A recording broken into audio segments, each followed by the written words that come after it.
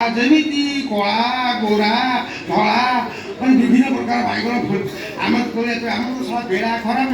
ଏତିକି ବେଳେ ଆମେ କଥାବାର୍ତ୍ତା ହଉଛୁ ତୋଳିବୁ ରାଣ୍ଡି ଦିନାକୁ ଉଠିକି ବାଡ଼ିପଟ କବାଟ ଖୋଲିବୁ କବାଟ କଣା ଖାଲି ଖୋଲିଲା ଲାଇଟ୍ ଦେଇ ଆମ ଇଆଡ଼କୁ ମାଡ଼ି ଆସିଲା କେଡ଼େ ବୋକା ତମେ ସେଟା ପଳେଇଲେ ଦେଖି ଆହୁରି ବାଇଗଣ ତୋଳୁଥିଲ ନା ଆଉ ତୋଳିଛୁ କେତେବେଳେ ଆମେ ତ ଅଖା ଧରିଛୁ ମୁଁ ତ ତୋଳିବାକୁ ଯାଉଛି ଆଉ ଦିନାକୁ ଆସ୍ତେ ଆସ୍ତେ ଯେମିତି ଆମ ଇଆଡ଼େ ମାଡ଼ି ମାଡ଼ି ମାଡ଼ି ଆସିଲା ମୁଁ ପିସା ପଳେଇଲା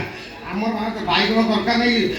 যে ব্লেম মানুষ সকাল হব ভাইরাল করতে বাইগণ চোর পিসা পুতরা আমার বাপ দরকার নেই পড়াইবা এই যদি কথাটা হচ্ছে ମୁଁ ପିସା ପଳେଇବା ପଳେଇବା ବାହାରିଲା ବେଳେ ମୋ ହାତରେ ଗୋଟେ ବାଇଗଣ ପଡ଼ିଗଲା ମୁଁ ଧରି ପକେଇଲି ଆଉ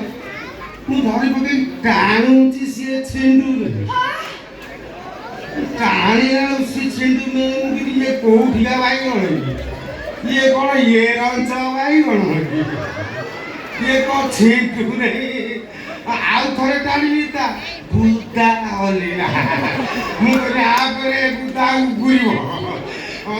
ତାପରେ ଆଶ୍ଚର୍ଯ୍ୟ ପତ୍ର ହଉଥିଲା ମୁଁ ତ ବାଇଗଣ ଧରି ଟାଣୁ ଧରି ସେଟା ଛିଣ୍ଡୁ ନଥିଲା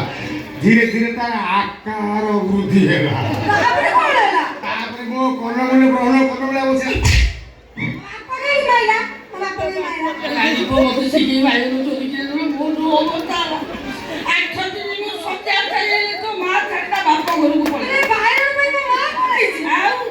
ବାଇଗଣ ଆଉ ଖାଉଛି ଗୋଟଳ ପଡୁଛି ତୁ ଆଉ ସେଗୁଡା ମନେ ପକେଇଲା ତୁ ଲୋକ ମୁଁ ଗୁରୁଜନ ଲୋକ ତ ମୋ ଗୋଟରେ ପଡିବ ମୁଁ ତମ ଗୋଟରେ 1000 ଥର ପଡିବା କଥା ତୁ ସେଗୁଡା ମନେ ପକେଇଲା ଆଉ ମୁଁ ଯାଉଛି ଏଇଟା ଖାଲି ଗୋଟରେ ପଡି ମୁଁ ଆଇସୁ ବାହାରି ମୁଁ ଯାଉଛି ହେଲେ ଭାବୁଛି କୋଉଟା ଏଇଟା କୋଉଟା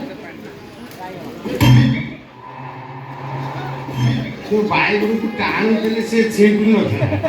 ସେଟା କୋଉ କିସମର ବାଇଗଣ ସେଟା ଦେଶୀ ନା ହାଇବ୍ରିଡ